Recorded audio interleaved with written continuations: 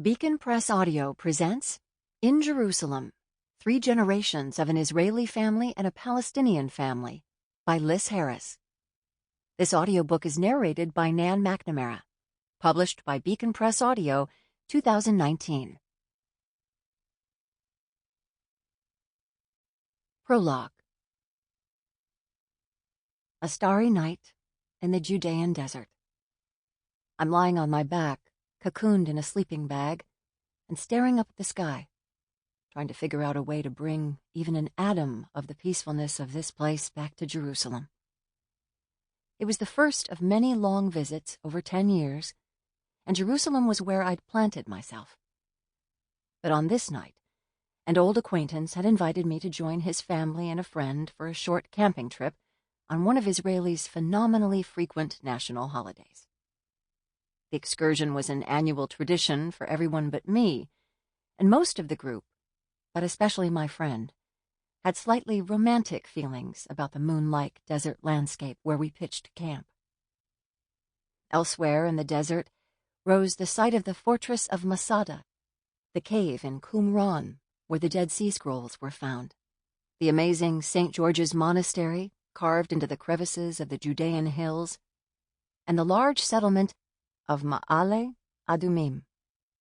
But our rocky campsite was surrounded on all sides by nothing. It looked like a setting for a Beckett play, a cool, stony whiteness with chalky cliffs stretching into treeless, plantless infinity. A wind so strong that my friend's 2 strapping boys had a difficult time setting up their crazily flapping tent. Supposedly, the landscape was teeming with life, particularly night creatures. There were rumors of striped hyenas and caracals, wolves, foxes, gazelles, ibexes, and hyraxes. Small furry creatures that look a bit like earless rabbits, and like the many desert reptiles, use the rocks to regulate their body temperatures. But none crossed the rocky terraces and escarpments around us. Nor in the deepening twilight did we glimpse a single hawk or buzzard wheeling overhead, nor later any nocturnal bird making its way across the darkening sky. In a certain way, the landscape extended one aspect of Israel's complex persona that seems inescapable: its hardness, particularly Jerusalem's, with its hard stone walls, hard stone houses, hard marble floors, and a citizenry conflict-hardened and militarily trained to be tough. For a while, I also tried to imagine the flight of Muhammad, who, according to Islamic tradition, descended across this quadrant of star-speckled sky to Jerusalem from Mecca, and went back on his winged steed Barak, and to summon forth the ancient Hebrews, Babylonians, Persians, Hasmoneans, Macedonians, Seleucids, and Romans, who, whatever disputes engaged them, like me surely gazed up appreciatively. In these imaginings, too, I had limited success. Back in Jerusalem, with its crowded streets, malls, and high-density housing, you are all too aware of the country's smallness. Israel is only slightly larger than New Jersey, the 5th smallest state in the United States. But in the long open prospect of the desert, you can easily imagine the land as a place of dreams and longing, and, it goes without saying, of contention. At that point, for me, the dimensions of the conflict looked as unencompassable as the horizon.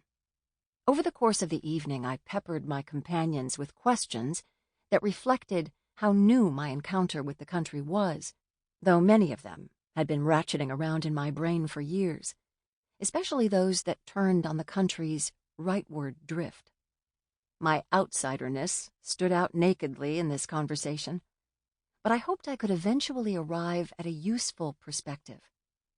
As a secular, diaspora Jew raised by parents who weren't particularly political, but to the extent that they were liberal, I had an intense desire to understand how the Israelis' history had led the country to where they were. After a while, escaping what must have seemed like a never-ending barrage of questions, my friend's friend bade goodnight to her teenage daughter, who was sitting next to her, turned definitively in her bag, and zipped herself into sleep position. An Israeli developmental psychologist, she had worked alongside Palestinian colleagues on a project about early childhood for years, she said, and everyone got along fine, and a cordial, even warm, relationship prevailed. But in times of violent Israeli-Palestinian hostilities, those relationships turned frigid because no foundation of trust existed, despite their long history together, and nothing ever said at a conference or meeting or expressed in a document had ever changed that. Just before shutting her eyes, she shot me a somewhat pitying look and murmured, "Wake me when the Israeli-Palestinian conflict is over." My own upbringing in relation to the early history of the country probably didn't differ greatly from that of many other young U.S.-born American Jewish children who grew up in the 1950s. It was a place I knew little about, and what I did know was distinctly one-sided. My earliest sense of a place called Israel bloomed largely in summer camp when I was about 9 years old.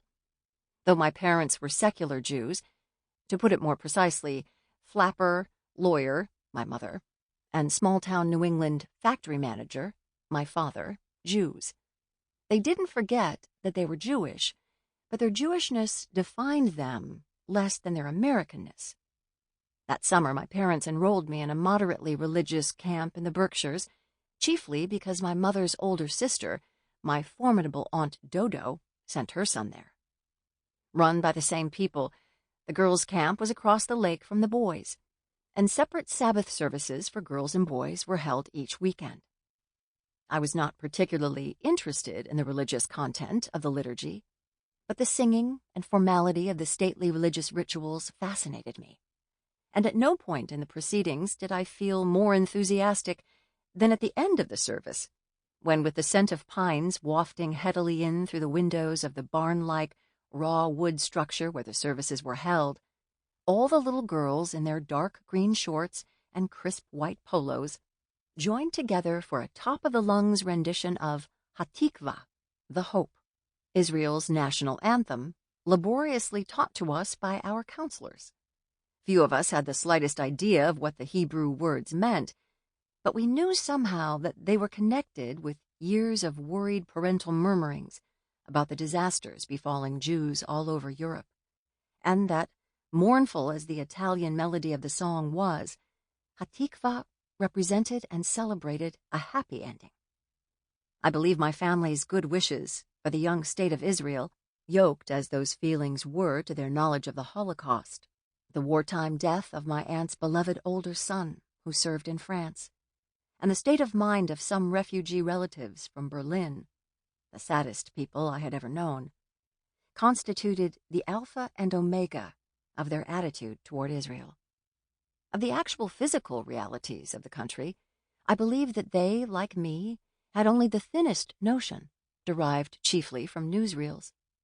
What we imagined, more or less, was a giant kibbutz, blanketed with orange groves, overseen by wholesome-looking young women in summer dresses and equally wholesome-looking mop-headed young men wearing short-sleeved shirts and shorts.